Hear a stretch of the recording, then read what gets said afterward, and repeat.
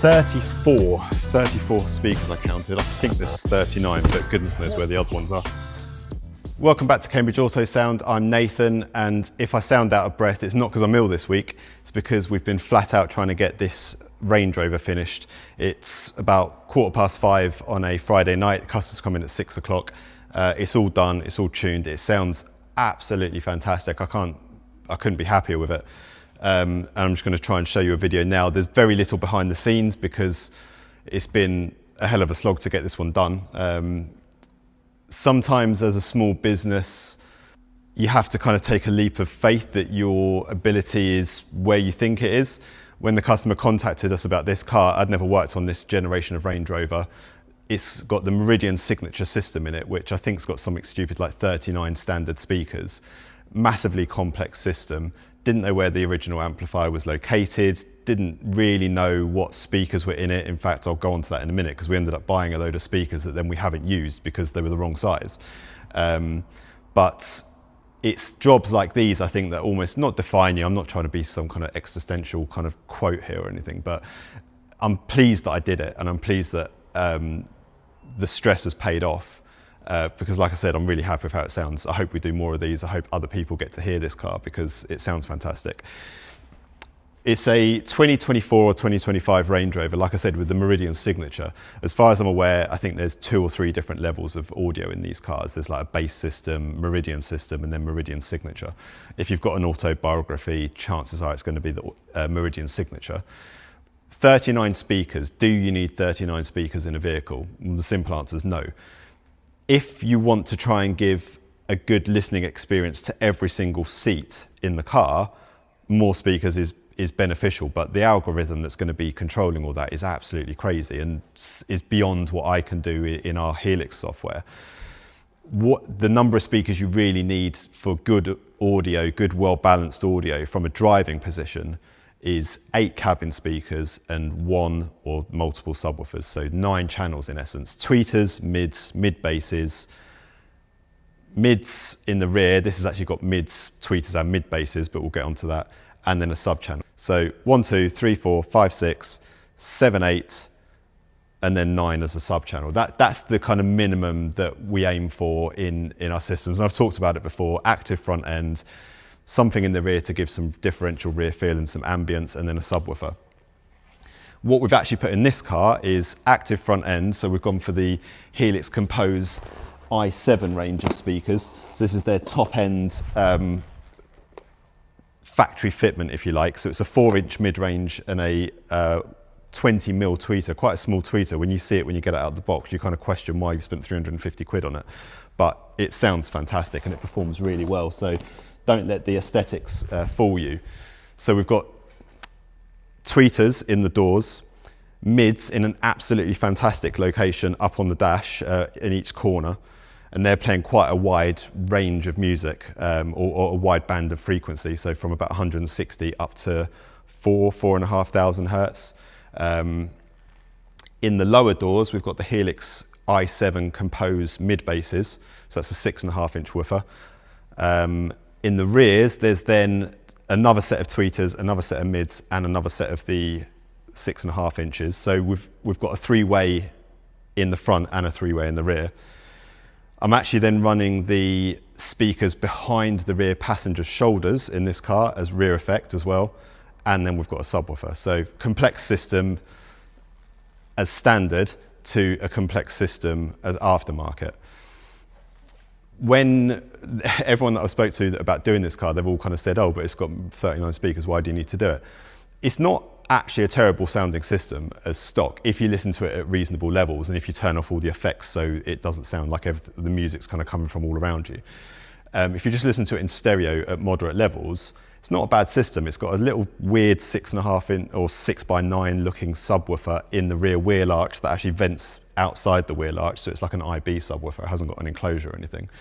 The doors have got some fairly high excursion looking 6.5-inch speakers, but they're 8 ohms, so they're difficult to upgrade if you're not going to do the whole package kind of thing. And it sounded okay, it didn't sound too bad. In putting all of this stuff into it, it's really taken it to like a level that's probably 4 or 5 times above where it was sitting as a Meridian system, in all honesty. It wasn't bad, now it's blooming phenomenal. The other good thing with a Range Rover as well, nice and solid. Yes, there's a few rattles in places. We've done treatment in the doors and on the back of the door cards. It's funny, when you start pulling these things apart, they're actually fairly plasticky behind all that nice leather. But you've got good solid locations up on the dash for those mid-ranges. The door locations aren't too bad for mid-basses. And it's the sub in the boot is in a nice chunky box, and it's bolted to a nice chunky board onto the boot floor. I think that's probably enough of talking about it. We've got while I'm looking at the equipment, the Wavtech Thinpro 12, great 12-inch subwoofer, and even better that it plays in such a small enclosure. We're playing that in about 18 litres. We're using the Helix V8 Ultimate amp, new 8-channel amp that's then got 6 additional DSP channels that's feeding our auxiliary amplifiers. Running the M6, that's running the rear mid basses and the rear satellite speakers, and then 1-channel bridged to run the 2 roof satellite speakers. We've got an M1 X running the subwoofer, that's feeding it about 800 watts or so at 2 ohms. Got a conductor that's in a funky little mount in the center console that I'll show you in a minute. And then we've got a BT HD Streamer, because trying to decode all of the information coming out of the Meridian amp, we've done our best with it to get a nice flat level and to get rid of some of the all-pass filters and to get rid of some of that time alignment. But it's a much cleaner signal, and you can hear the quality improve when you switch from CarPlay over to that BT HD Streamer. Let me grab the camera, show you around the car. Not a lot to see because the brief on this one is to keep everything hidden, but I'll show you in the boot. I haven't put the boot floor in yet, so you can see where the amplifiers and the subwoofer is. Well, let's see if we can do this in one take. Normally it takes me 2 or 3 goes because I suddenly think of something else to say, but I think that first bit was fairly successful. So there's a bit of more of a close-up of the equipment. M6, M1 X, V8 Ultimate, Conductor, BT Streamer, i7 3-way front end, i7 3-way rear end. And then we're using the OEM speakers just for the rear fill behind the rear passengers. Let's start in the boots because that's the interesting bit to look at. And there's a tuning wire still hanging there. But otherwise, if I put that onto that view maybe, is it going to be light enough? Yeah. So there's a floor that sits over there. I'll overlay a picture when the floor's in, and then you can fold the floor up in 2 different places. One of the other parts of the brief was that he wanted some storage space for like some soft bags. We've done that.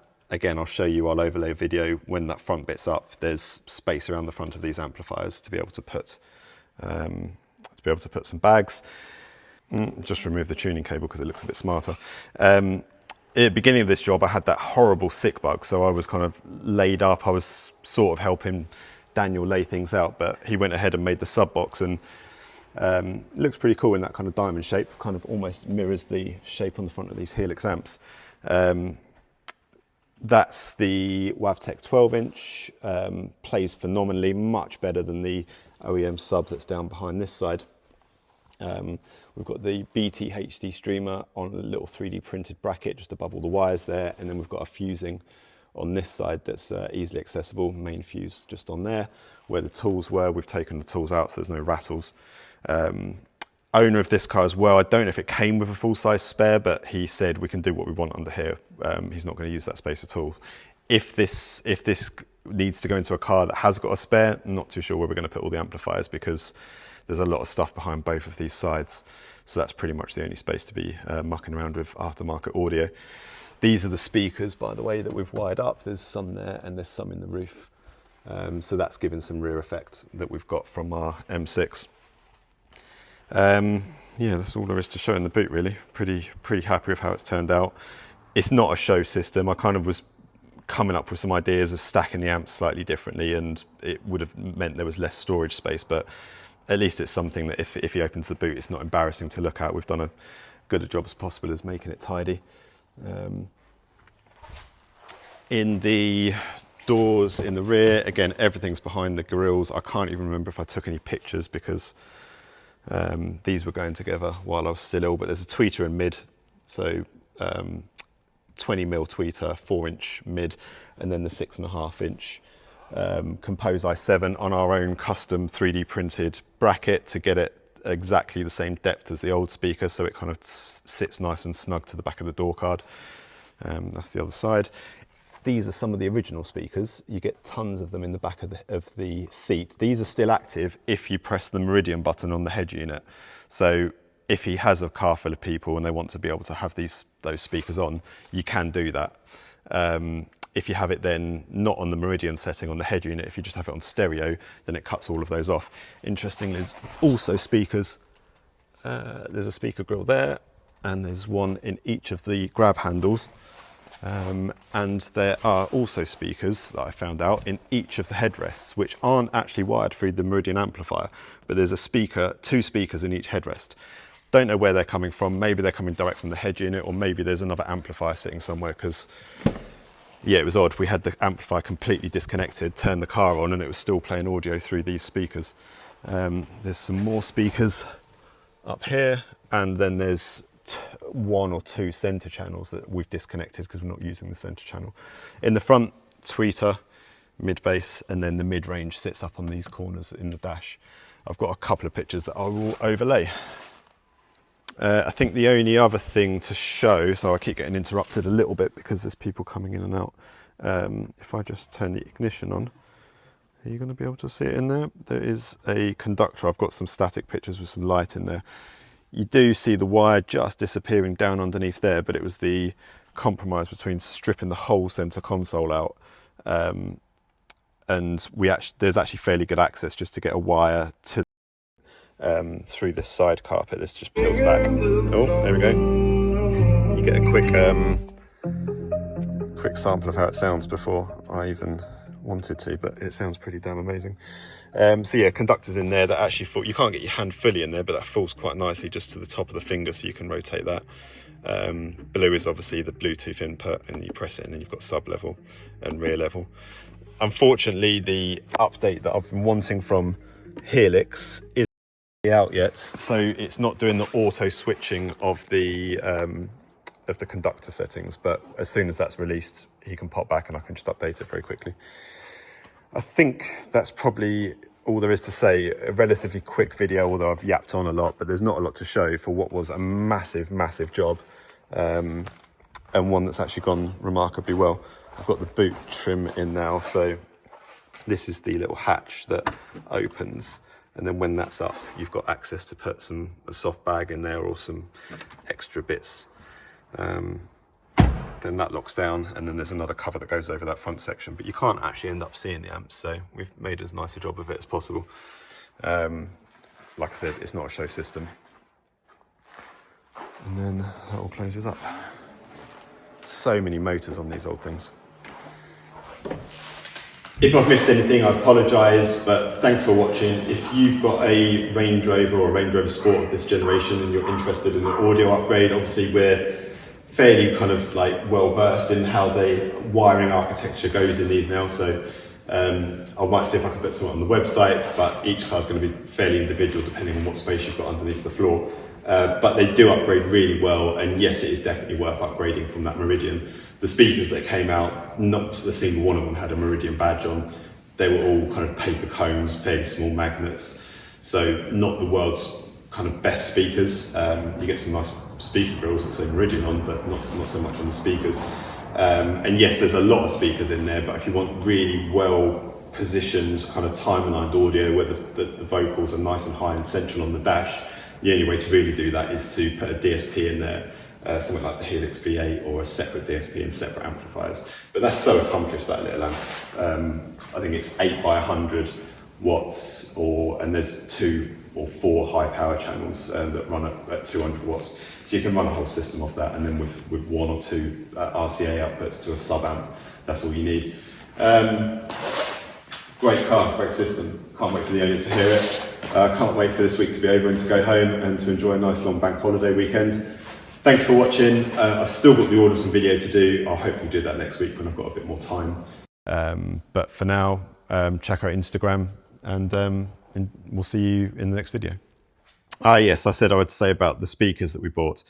There's another one of these upstairs. So we've got 2 sets of mids, some of the AVK6Ss, which are the smaller mid bass and tweeters, and then AVK6AP, which is the larger mid bass and tweeter. I bought these a while ago because the research I'd done on the car, I thought that these would be a good option. And I think the mid basses would have been fine. The mids were too deep to go into the location I wanted without mucking around with the grill, which wasn't in the brief. We wanted everything hidden behind the grill. And the tweeters for this set were too big to go behind the OEM panels. So again, the customer didn't want to alter these at all. We didn't want to do a tweeter build or anything. So we had to fit the tweeters behind there. And those were too big. The rears, I think, probably would have fitted in honesty, but because then that and that doesn't fit, we decided to ditch that idea. So even though these have all been opened, we opened them, measured them, handled them. They haven't actually been played or plugged in or soldered or installed or used in any way. So essentially they're brand new speakers. It's just all the boxes have been opened and some of the speakers have been unwrapped. But these are all for now for sale. They're on eBay. I think they've only got a day left. So whether I get this video out or not in time before the auction ends, they're all at a good discount because they've been opened. I don't particularly need them or want them sitting on the shelf. I like to buy stock as and when I do a job. So these are for sale. We went and bought the Helix Compose speakers. Quality-wise, I'm not going to sit here and say which is better, but these sound fantastic. I'm sure we could have pulled a system together really nicely that used the Audison speakers as well, but it just wasn't then worth mucking around and cutting the car and trying to shoehorn these in. So sometimes, again, you've got to make the call and choose the right speakers for the job. There's not just one speaker that fits every application. These are some of the OEM speakers. So that's the mid-range that was in the dash and the rear doors. Not a bad looking speaker, but when we measured it, it didn't play all that low or high really.